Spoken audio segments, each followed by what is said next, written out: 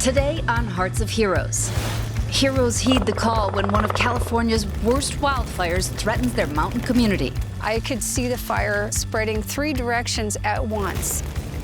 Plus, an intense storm threatens Dallas, Texas with a menacing forecast. The news was talking about possible tornadoes and hail. Overnight tornadoes raking the land. It started getting loud, glass breaking, trees cracking. Danger can often hit without much warning, but rescuers are always ready for whatever shows up.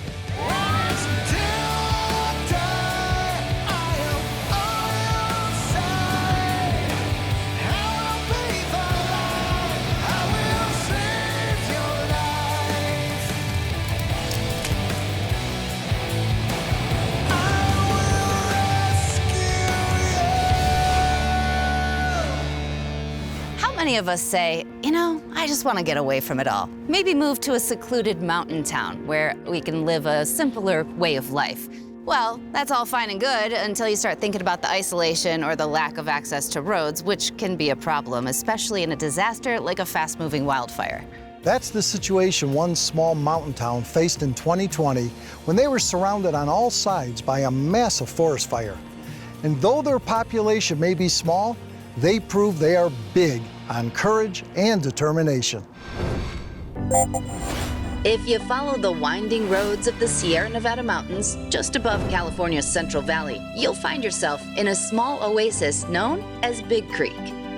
Founded humbly as a work camp for the Edison hydroelectric power plant more than 100 years ago, the town hasn't grown much since. Today, the population still sits just under 200. And you can be sure that with a population that small, there is no such thing as a stranger in Big Creek. Takes you back 50 years, everybody knows everybody's name, everybody treats everyone like family, everyone sincerely cares about everyone in this community. The town of Big Creek has little more than a post office and general store. So the Big Creek Elementary School is an important gathering place in town for residents of all ages. Really, the school is the hub of the community. It's not just a school, it's the community center. We have a 3-lane bowling alley, we have a swimming pool, rock climbing wall, we have an indoor archery range with compound bows. But in September of 2020, their quaint way of life was threatened by the Creek Fire. It's the 4th largest wildfire in California's history. It started on Friday evening, just a small plume of smoke. And the community, we all gathered on the helipad out there. We just kind of watched. We didn't think much of it. We went home, went to bed. Volunteer firefighter Lisa Sanley was 7 hours away visiting family when she got word of the fire. We contacted our fire chief to see if they needed us to come back. And as things were escalating, within a couple of hours, we turned around and drove all the way back. By early the next morning, the fire was right outside Big Creek. About 4 in the morning, the sheriff's department came through on the loudspeaker informing us that we needed to evacuate the community. With the main road closed off, trying to get people out while simultaneously trying to get fire equipment in was a daunting feat. We had to leave the back way out of Big Creek. We call it the Beaver Slide. It's a 1-lane road on the side of a cliff. So you see lowboys bringing bulldozers and fire engines on this 1-lane road going up this cliff, and I was just petrified. We went through the back road, which is precarious even when it's off season, and there were so many emergency response personnel coming through, a large amount of smoke. It was just chaos. We had about 8 or 9 engines and less than 60 personnel fighting this fire that was growing larger and larger and larger by the minute. We did get air support the following day. There were 3 helicopters that were dropping retardant, and there were a host of different companies that assisted us. Where the fire started down Canyon was a very remote area. I could see the fire spreading. It was spreading 3 directions at once. The terrain is such that there are no roads to get to these areas to be able to fight that fire. And the weather was making their job even more challenging. So you had the situation with the high winds. So you have fire spreading from the treetops as fast as the wind can blow. There was a very, very high level of concern, knowing this could go from bad to worse within just hours, and it did.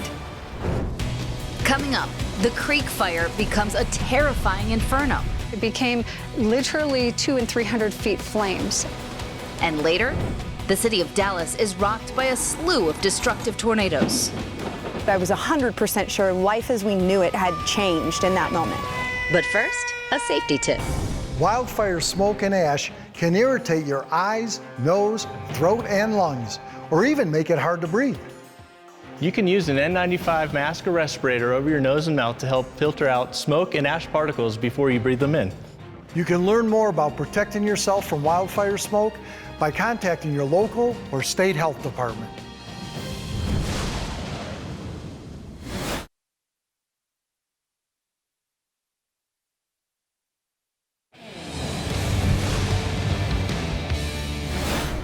In September of 2020, a massive wildfire swept through the Sierra Nevada mountains in central California. By the time I got here, structure protection was our primary focus with my company. And then CAL FIRE was also trying to protect and contain the fire so it didn't spread throughout the forest. So there was multiple strategies and many different responsibilities. It became literally 200 and 300 feet flames. I got fire burned on my exposed areas, and I wasn't even terribly close to the fire, but the heat was so significant that I'm sure everyone got fire burned. There were wildlife that were running by me that were injured, smoking. I hit what I could with my hose as they ran past. I wasn't prepared for that. This was a hard thing. I'm telling you, it was so hard, especially the animals.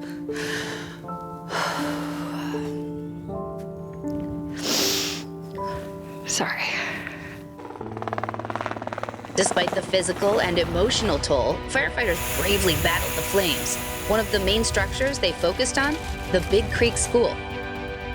There was a very large crew here around the school and the surrounding homes. There was a large focus on keeping this community intact. The fire crew did a great job, in my view, of minimizing as much damage as they could. After a week of fighting the inferno, people were finally able to return home, but their town had taken a real beating.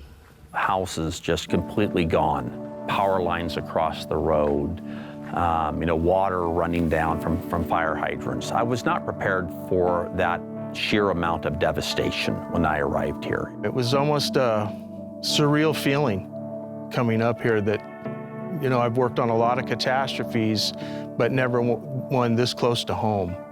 So it really affected me on a personal level. 2/3 of the homes in Big Creek were destroyed. Sadly, Toby Waits' home was one of them. My own kids, they looked at Big Creek and this house that we lived in, a place that they can come back to later as adults. And that's tough, knowing that they'll never live here again. And that's really hard to wrap their head around. Even though Toby lost his own home, he knew he had a responsibility to both his community and the students of his school. The greatest priority for me as the superintendent was to get our children back into the classroom as soon as we could. The structure of the school was saved, but it still had a lot of damage. Our sponsor, Belfour, was brought in to lead the restoration process. I was happy to see all of the buildings were still standing and that there wasn't a whole lot of actual fire damage to the structures themselves. So it was mostly smoke damage. They probably had 60, 80 people here for about 3 straight weeks, going through the classroom, cleaning the carpets, wiping the walls down, going through the air ducts. And it was really important for me to get the kids back into normal routines on a daily basis. Despite the horrific loss caused by the fire, the people of Big Creek are determined to rebuild and keep their very special community intact. We will rise up through this. This fire is not going to define who we are or what we are about. We are still the same folks, still the same community, and we pulled together. And yes, we've been hit hard. Did we come together and are we dealing with it? Yes, we are. Coming up, tornadoes ravage homes in Dallas, leaving one couple trapped inside. The roof fell in, and as I dove into the hall, the chimney blew off.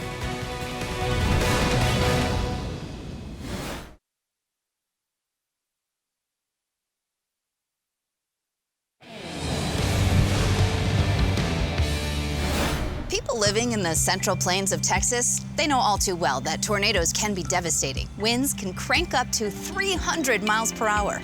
But in one community just outside of Dallas, some rescuers and medical heroes had to act fast when a deadly weather event hit their town. Dallas, Texas. This iconic city in the heart of the Lone Star State does everything bigger. But Fire Station 37 Lieutenant Ed Mannon knows that this metropolis of millions has one less than enviable item on the list. Dallas is in Tornado Alley. We do have them. They haven't hit in Dallas too much, but they've seemed to started happening more frequently in this area. And one Sunday night in October of 2019 would bring several tornadoes. One of the hardest hit areas, a Dallas suburb called Preston Hollow.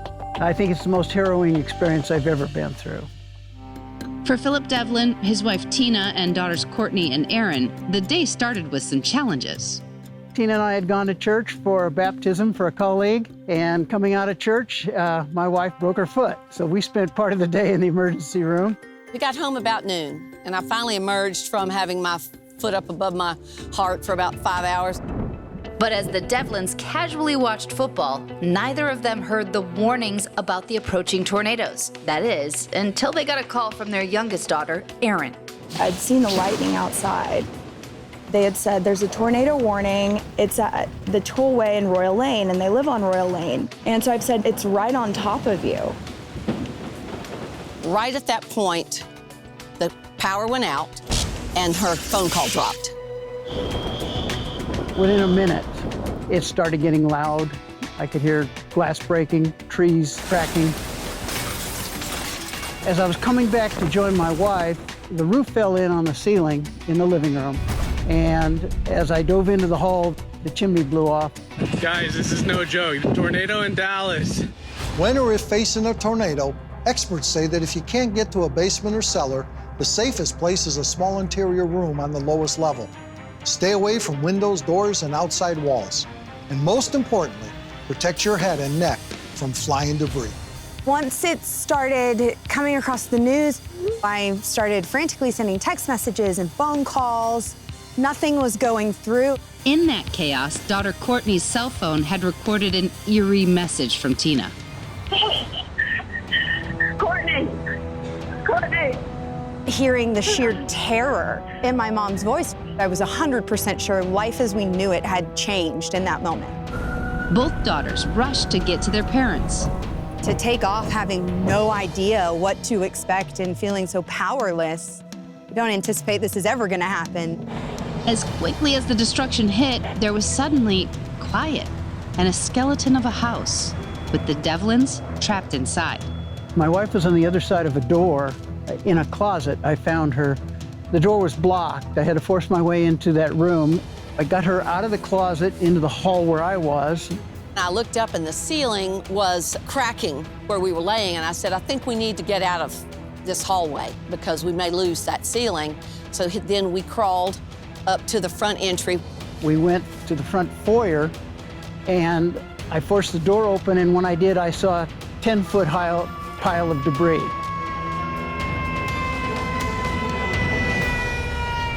Coming up, Dallas fire crews have their hands full, rescuing people in multiple twisters. One had already touched down. That's when we started noticing that there's some damage up in our area also. But first, something to keep you safe. There's an old saying, expect the unexpected. This especially applies to natural disasters, since they often strike when you least expect them. For example, if you're not at home when a flash flood hits, always follow the same safety guidelines wherever you are. Get to higher ground and be prepared to evacuate, if told to do so. Regardless of where you are, safety precautions are there to protect you. Be smart and be safe.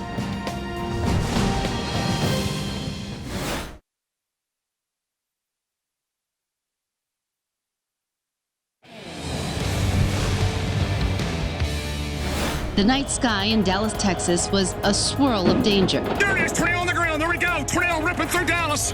At least 10 tornadoes, including an EF3, had touched down in October of 2019. I think our first run came in about 9:30, And that's when we knew it was on the other side of town where we usually don't respond to, and we started heading that way. Lieutenant Madden was dispatched to the north where a twister had passed through, but as the team tried to drive out, they were stopped at Preston Hollow. We didn't make it to the other town. We got stopped due to debris and the streets and all the damage and stuff, so we had to stay where we were at and search and rescue there. Luckily for Tina and Philip Devlin, who were trapped inside their home, Madden and his team arrived just in time. I had a little flashlight, and I was blinking at them and said, help, help, and one of them quickly came up to the door and said, is anybody injured? And I said, my wife has a broken foot, not attributable to the storm, but she's immobile. And they said, we'll take care of that. The difficulty is being able to get all the clutter and all the debris and stuff and get around it where we could get her out safely without getting ourselves hurt also. As soon as they came in, it was just a peace that came over me. I knew that I had these strong, compassionate men trying to save my life and get me out of there. Neither Tina nor Philip were injured in the forceful chaos, and for their daughters, Courtney and Erin, that was the greatest miracle of all. The most comforting thing to find as we were driving down Royal Lane is that there were first responders here. 10-3-6-9. It was surreal. I came up here and I saw Mom laying on the driveway. I mean, the car was probably still moving when I just jumped out and ran up. Your brain's not thinking, but your feet are just moving. To put my own eyes on them to realize that, like, they are here, they are okay. I even, like, checked my dad over and I was like, let me see all your arms, your legs. Like, do you have any cuts? Did you fall? Then, the next day, reality set in. The Devlins had lost their home. I never really cried or anything until I looked at it in the daylight. And it is just really hard to look at these things. This was our favorite room in the house. They were not alone. Other houses in Preston Hollow were leveled. And amazingly, no one lost their lives that night. Crews were right there throughout the night helping victims. I think there's at least 15 to 20 houses we went through that night on both sides of the street to make sure everybody's all right. From the time we started searching, we were there for a good 3 or 4 hours before we were relieved from that incident and dispatched to other spots in the city to go help. As Preston Hollow continues their rebuilding process, survivors and first responders gathered to discuss what they went through on that fateful day. This department came running. When everybody else is running out, they're running in. You always wonder if there's your Superman that's going to be there when you get in a really horrible event, and these were our Superman. You can hug them. When everybody's running out, you guys run in. And I think that is so brave and courageous. And I just love you guys so much. I really appreciate it. Give it up. Thank you for everything that you do. My little piece to add is that until I got the actual call from her saying that at least one of my parents and then both my parents were okay, there was a period of time in which I thought I'd lost them both. And as soon as I heard that y'all were there, I felt calm. We were in the right place, right time, but I think there was a higher power that had you there. So thank you. Yes. Thank you so much. And if I may, Phil, what would you like to say? Because obviously, there you were, worried about your wife, when all of a sudden you see these guys showing up. I can't tell you how much it means to us that they walked into that house not knowing.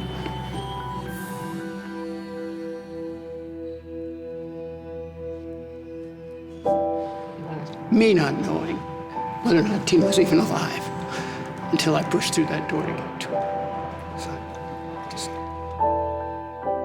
Here we have 4 people obviously so grateful for what you guys do every day. I think firefighters or police officers, if we have the opportunity to be with our families, we're going to be with our families. And don't waste the opportunities to show how much we care and love them. So when we do go to work, if something does happen, hopefully it doesn't, then we've done everything we possibly can. It's just part of life. It's just different that our job requires us to get on these trucks and go do something to help other people. And we sign up for it. That's what we do. And thank your first responders. Don't pass up the opportunity to do that, because you'll need them one day, I promise. Thank you. Thank you.